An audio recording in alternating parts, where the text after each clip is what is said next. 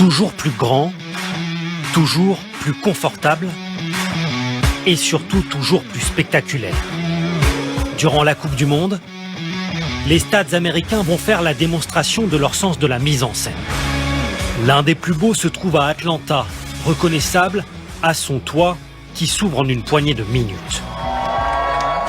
Et à son entrée sur la pelouse, où les joueurs passent au milieu des spectateurs, à grand renfort de lumière et de fumée. L'ambiance est très chaude, c'est très bruyant. Il y a un peu de tout pour les supporters, c'est super. Je ne connais pas un autre stade où vous pouvez taper dans la main des joueurs avant et après le match. C'est génial. Le sens du spectacle, mais aussi celui du confort. Voici ce qu'on appelle la terrasse. Tout est déjà prêt, les fans arrivent tôt généralement.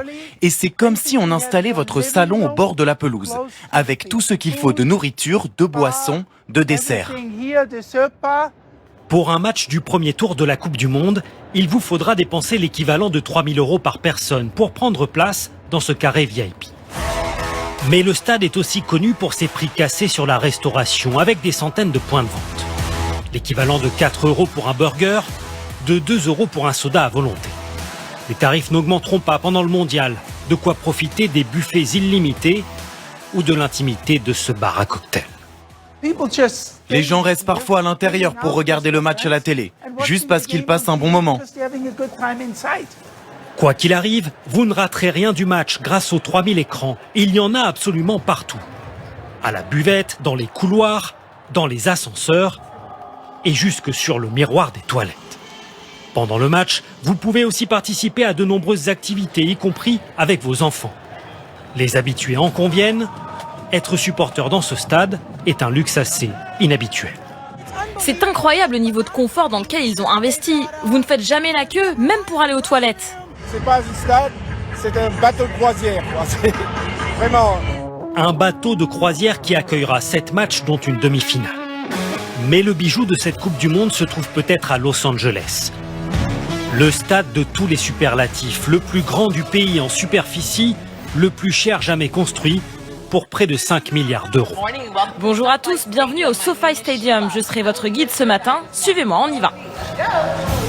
70 000 places et un écran d'une dimension inédite dans une enceinte sportive.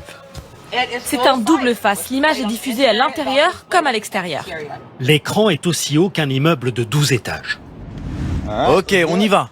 Le nettoyage s'effectue à la force des bras. Suspendu grâce à un système de cordes et de poulies, avec vue vertigineuse sur le terrain et les tribunes. C'est payé 125 $ de l'heure. Vous voyez comme ils sont suspendus? Tu veux le faire? Non? Moi non plus. Ici, pas de problème de Wi-Fi. Les serveurs sont prévus pour 100 000 connexions vidéo en simultané. De nombreuses stars de la chanson et du cinéma ont une loge dans le stade. Entrez, venez! Elles peuvent profiter d'une boîte de nuit et de ce bar à champagne. Et devinez quoi? Beyoncé a tourné un clip ici. De quoi faire pétiller les yeux de ces touristes français.